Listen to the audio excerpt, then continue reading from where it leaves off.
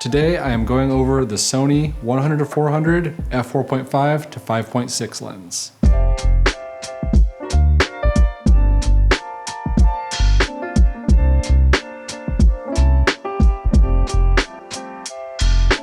Coming in at $2,498, weighing in at 3.8 pounds. The length is 11.25 inches with the lens hood on at 100 millimeters and 14.5 inches at 400 millimeters.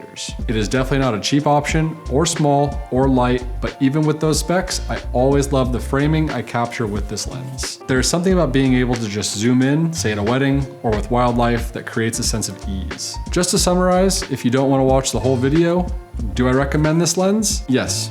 Yes, I do. But here are several things that I love and several things I dislike about this lens. The things I like about this lens are the zoom range.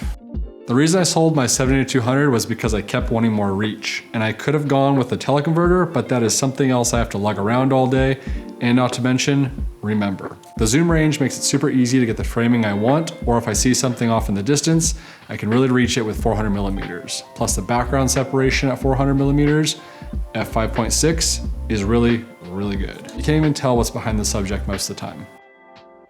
The build quality. The build quality is robust, and it should be for a lens of this price. The lens is made of metal and plastic. It weighs in at 3.8 pounds, like I stated before. You have a very sturdy tripod mount, AF/MF switch, focus range selector switch, OSS on-off switch, and a mode focus switch for handheld in mode 1 or tripod in mode 2.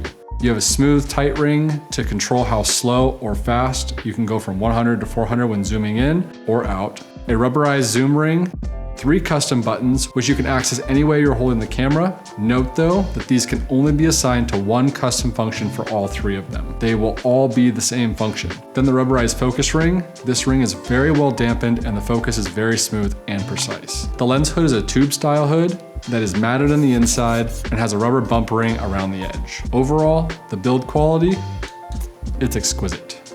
Image stabilization. Having image stabilization on a zoom lens with this much reach is a must. I can handhold at 400 millimeters with pretty good results, and I will talk about this more in the dislike area also. When taking pictures, it is so helpful and works great when you need it. And the things I dislike about this lens are as follows. With an aperture of 4.5 to 5.6, it isn't going to win any fast aperture awards. And costing more than most of its constant f2.8 brethren, it's kind of a letdown. But I also understand that the elements would be way bigger and harder to move with an f2.8 lens, which would make this lens way heavier and way more expensive. With how good these cameras are now in low light, you can really get away with these apertures. The bokeh is amazing, and subjects stand out so well when stopped down to f4.5 or 5.6 across the zoom range. Lens creep. The lens creep is real, and it really is the only thing that gets on my nerves. If I am hiking or walking around, even with the smooth tight ring set to tight, the lens will always be somewhere around 200 to 250 millimeters when I pull the camera up to my eye. It's only a small inconvenience, but I have had times where I pull up the camera and it's at 400 millimeters. I do worry about this down the road as things wear and the smooth tight ring loosens up. Image stabilization.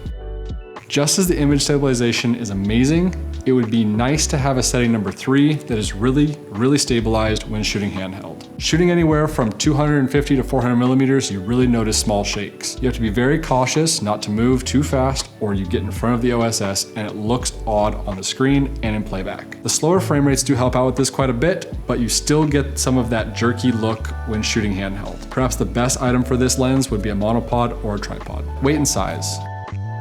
When comparing this lens to the competition, such as the Canon RF 100-500 f4.5 to f7.1, it is a little bit of a letdown. The Canon RF gives you 100 millimeters more in reach, a closer focusing distance, a weight of 3 pounds on the nose, and a fully extended length with lens hood at 8.19 inches. The fully extended length is smaller than the 11.25 inches of the Sony at 100 millimeters. That's crazy and nice when carrying multiple lenses for room and weight. But if you have Sony lenses and cameras already, don't worry about all that stuff on the other side of the fence. And use what you can get for your setup because it's hard and expensive to change whole camera kits, especially nowadays. Price. I've had a hard time with the prices of all of these lenses. It's nuts that most of the G Master series is over $2,000 a piece. You can get a great zoom lens in the Sony 70-200 f4 for around $1,500, which is still expensive, but a little more palatable. The price of this lens at $2,498 is expensive. You can get an a7 III with a kit lens for that price, which is a great setup. Or the 24 1.4 and the 35 1.4, 2 lenses for the price of 1. But if you are looking for that specific zoom range, like I was,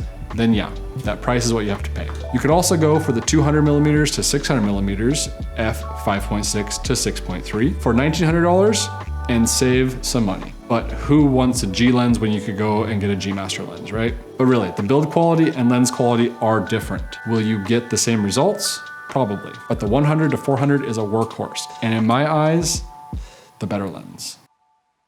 So in wrapping this up, this lens is great, but it definitely has its flaws. They all do. Do I recommend this lens for the uses that you or I use it for? I absolutely do. I hope you guys got something out of this. Comment down below if you have any questions about the lens, and I will get back to you ASAP. And as always, thanks for watching. Cheers.